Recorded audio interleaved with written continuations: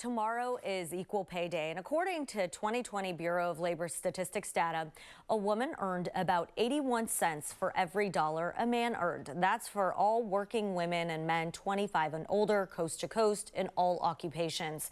In California, the data is 88 cents for a woman versus $1 for a man. Earlier today, I spoke to Equal Rights Advocates Executive Director Noreen Farrell about what's being done and what more needs to be addressed.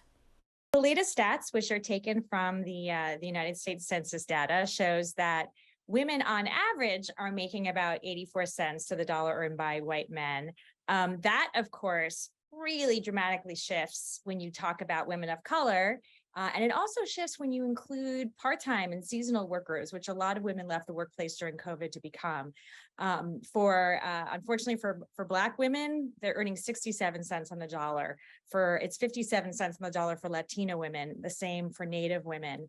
When you combine part-time seasonal workers, the gap is 77 cents to the dollar. So no, we're definitely not there yet. And that's what all of our great advocacy is about.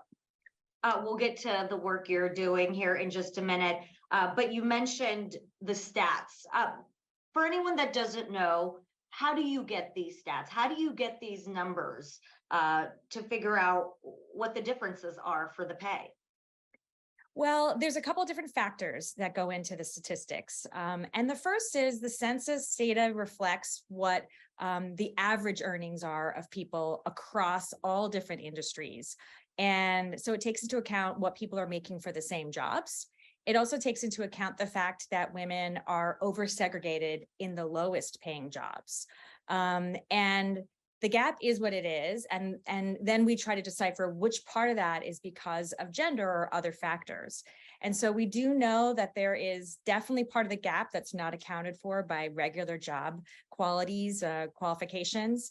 And those are the ones that we're really out for employers to measure and track and fix.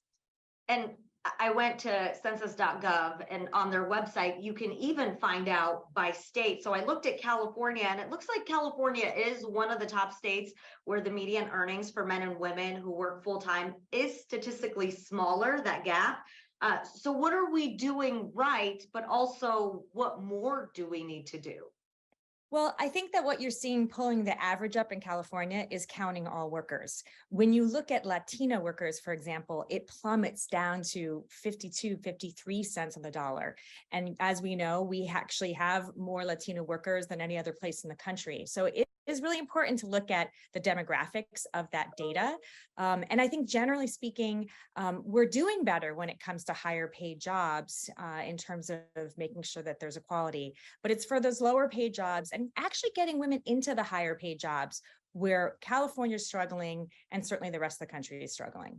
Are there any industries or career fields where we are making headway? Well, if you look at the census data, I think that there's all but 2 jobs in this country in which there is a gap if you compare the same job. I think it's shoe shiners and valets are making similar work when you compare men and women. But, you know, union jobs tend to have a smaller gap because why? Those salaries are posted. They're open, they're transparent, and we see that whenever there's pay transparency, where salary scales are posted, where they're known, the gaps tend to be smaller because people can know, how to negotiate to a higher wage within that range. And that's an important piece of a new law that was passed and amended in California over the past couple of years, including a new one that started January 1. That's requiring employers to post those salary ranges, which we think is a key strategy to close the pay gap. You can't fix what you can't see. Right. Yeah. That law just passed January 1st. Yes. Now that's going to be happening in California. And you do think that's going to make a bit of a difference? It will. And then also in California, it's one of the only states in the country that is requiring employers of certain size to report their pay data to our state civil rights agencies by sex, race, and ethnicity to allow that state agency to track trends and look where people are underrepresented in certain jobs. So we hope that the combination of those 2 laws will help not only employees and applicants, but also employers really track what's going on and make sure we close the pay gap that's not based on non-discriminatory factors. Noreen, you're in Washington, D.C. right now. Tell us what you're doing there and the work that you're doing with equal rights advocates. Well, it turns out in this country, your rights to pay equity really depend on your zip code, because federal law has not kept up with laws like California, Colorado, Massachusetts, places across the country that are strengthening their pay equity laws with, by the way, the help and support of many great businesses that are supporting what we're doing. But last week, the Federal Paycheck Fairness Act was introduced to finally catch up with all of these great states that are doing the right thing. And, we're hopeful that we'll able to get that federal law passed. But regardless, we're meeting with the Biden administration and federal agencies to make sure that we're all working together, not just on that equal pay for equal work, but also there's been some great investment of federal dollars in infrastructure projects throughout the country last year.